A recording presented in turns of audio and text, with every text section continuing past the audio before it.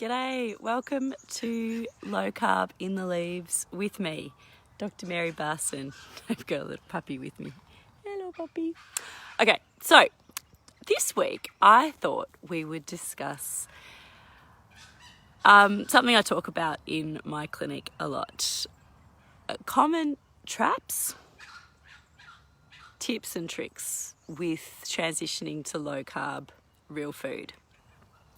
And today I reckon I'll go through some really common traps, just briefly, the things that I see people stumble with time and time again. So a really common one when transitioning to low carb real food is not doing the real food bit, but, and I did this when I first went low carb. I just replaced all of my high carb foods with processed low carb versions of those. Low carb bread, low carb pasta, low carb chocolate, artificially sweetened ice cream, all of this stuff. And I felt absolutely horrendous because I was eating a whole lot of really quite processed rubbish. That is, it's not good for you because you're eating lots of processed foods, which is bad. And also hormonally, it's not very good. It doesn't really promote the kind of metabolic healing that we need for sustainable weight loss when you know, as compared to going real food. So that is a really common trap to begin with, trying to still kind of do a cheater's version of low carb. I think that can be okay sometimes, you know, to have your low carb ice cream sometimes is, for most people, would be fine. But when you're doing it every day, it's not really going to work. Another really common trap is, and this is the biggest one, I think, by far. It's this mindset trap. Whenever we try and learn a new behaviour, to learn a new skill, essentially, we are going to stuff up. We are human. But when it comes to learning new skills around food and wellness, people so often fall into this all or nothing trap. So at the very first slip up, at the very first piece of bread that passes their lips, people can feel hopeless, dejected, angry at themselves, and just feel they need to throw the whole thing in because there's no point anyway. I'm useless, I'm hopeless, I can't do this. This is why on earth did I think I possibly could. I'm just going to eat the entire loaf and some Tim Tams and some ice cream, and I deserve to be fat and unhappy. I see this all the time, and of course, I've been there too. And it's fascinating to me. So this all or nothing mindset, this perfectionism really does get in our way. You just think about other areas in our life when we're learning a new skill and we make little mistakes along the way. We don't get it perfectly. We don't do this. You know, as a medical student, when I was first learning to, you know, put in cannulas in veins, and we practice on dummies, you know, and when I wasn't, you know, I was a bit fumble-fingered to begin with. I didn't rate myself as hopeless and stupid.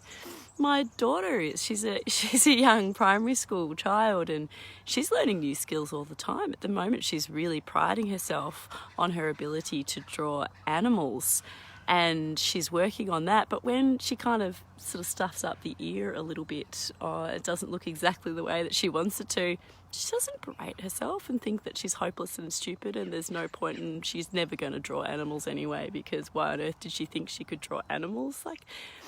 We don't do this in other quarters of our lives, but we do it with food. And there are lots of reasons why. There is so much emotional overlay to weight and diet. And the diet industry has a lot to answer for here. You know, the traditional advice of calorie restriction, it doesn't work. It sets us up for failure.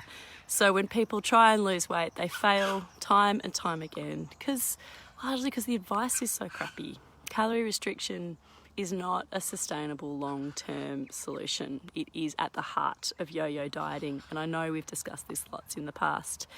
So people approach a new diet with this idea that they're going to fail anyway, because every time they've lost the weight before using calorie restriction, they've gained it all back on again. But what people need to understand, that is at the very nature of calorie restriction. Calorie restriction causes yo-yo dieting, whereas low carb real food, it's not calorie restriction, it's changing the quality of your food that allows you to nurture your metabolic hormones back to health, which therefore allows you to lose weight naturally and sustainably. And there is no need for this yo-yo. It's not definitely going to happen. And also people can just, people can feel bad about themselves. There's so much victim blaming that goes on. If people are overweight or have metabolic disease, they blame themselves. And it's unfair and it's horrible. We can be really unfair to ourselves because our food environment is become so toxic. It's become so out of sync with our DNA, with what we ancestrally have evolved to cope with, that it's almost all but guaranteed that 50% of the adult population is going to get overweight or obese or have metabolic disease with the current food environment. And it's really only when you step away from that, you start initially swimming upstream and moving away from the high carb food environment that we all live in now, and start forging your own new low carb real food environment, that we can start to heal. So victim blaming is a really, really destructive force and a really common trap. So I spend lots of time working with people to try and break the victim blaming and the self-blame, and also to turn on that growth mindset where little slip-ups as we're learning a new skill, they don't have to totally derail us.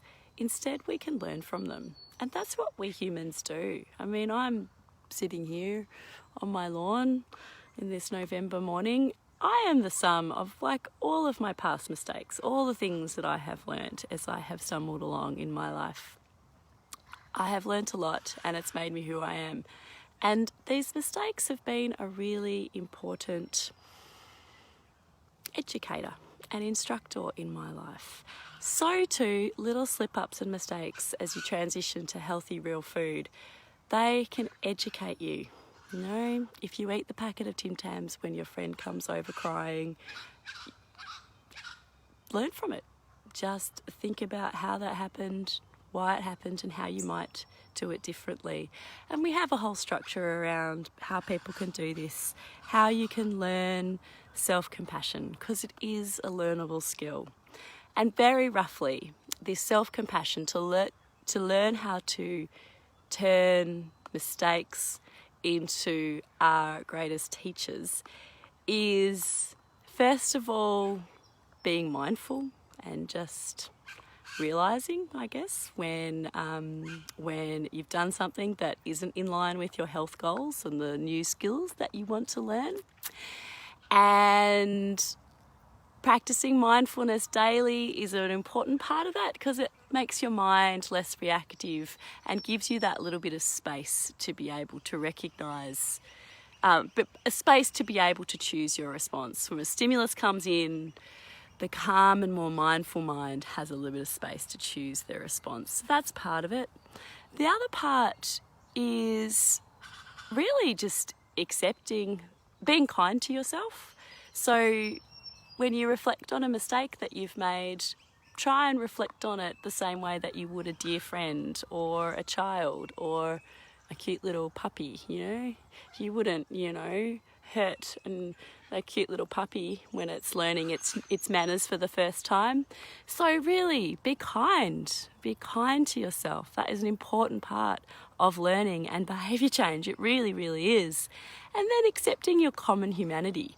Humans are gonna stuff up. We are going to stuff up in big and small ways all the time, in all quarters of our life. now and forever. That's just the way it is. And these mistakes don't have to completely derail our lives. We can keep going. So that's sort of, in very, very brief, that's the kind of the structure that we teach. Mindfulness, kindness, and common humanity, to turn those little slip-ups into great learning opportunities to move forward. So they're kind of a few of the really common traps, I suppose. And they're not all of them, but a few, I think, of the biggest ones. So, wonderful humans, I'll continue this conversation tomorrow. Have a wonderful day. Be very, very kind to yourselves. Accept that you're human. And I look forward to seeing you tomorrow. Bye.